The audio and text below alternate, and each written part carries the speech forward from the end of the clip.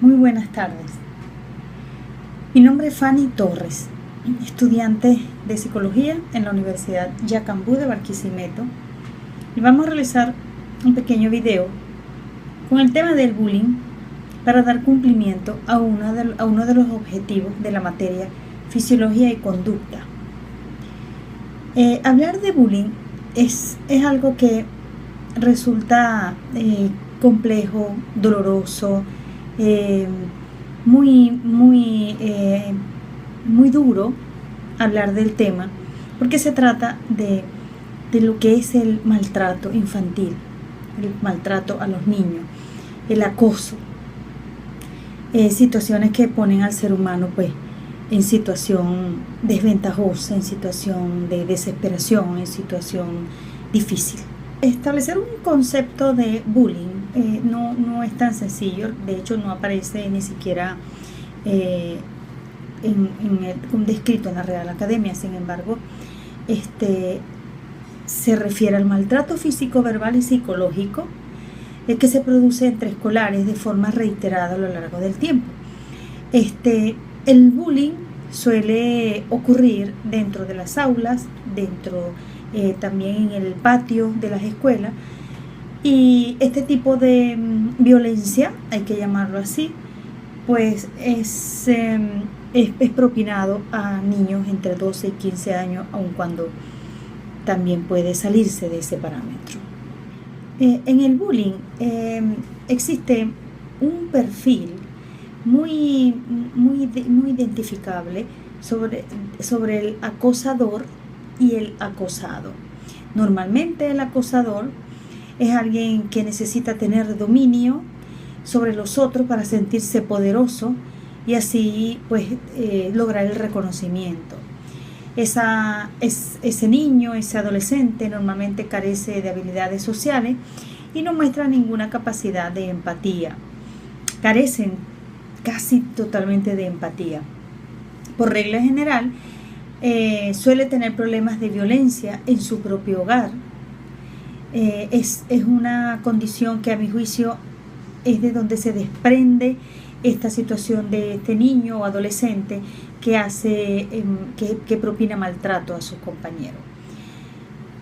También puede tener cierta manipulación de la realidad.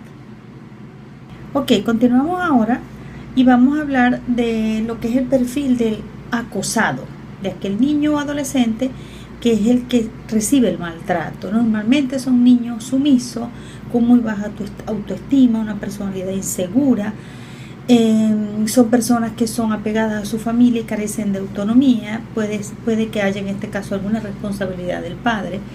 Suele tener algún tipo de diferencia con el resto de sus compañeros, desde el punto de vista físico, de religión, de comportamiento, académico, etc.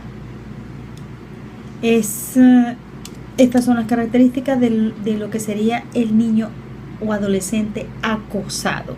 No podemos olvidar o pasar por alto que existen distintos tipos de bullying. Está el sexual, que es cuando se presenta un abuso, un acoso sexual; una exclusión social, cuando el niño o adolescente lo aíslan; un maltrato, un bullying verbal, que está caracterizado por insultos, desprecio, haciendo sentir al otro en situación de desventaja. También hay un bullying psicológico. En este caso existe persecución, intimidación, chantaje, manipulación. Y también hay un bullying físico, donde llegan al maltrato, a los golpes, e incluso pueden llegar a situaciones muy graves. Revisando un poco las estadísticas de lo que son los tipos de bullying, logramos ubicar, por ejemplo, que entre todos esos tipos de acoso escolar, hablando ahora de lo que es la escuela, por ejemplo, el bloqueo social representa más o menos un 29%, el hostigamiento un 20%, la manipulación un 20%, las coacciones un 17%, la exclusión social un 16%, la intimidación un 14%, las agresiones un 13%, las amenazas un 9%. Vemos como lo que es el bloqueo social ocupa como el ranking número 1, porque lo aíslan, lo apartan, no los invitan a jugar, lo hace sentir inferior.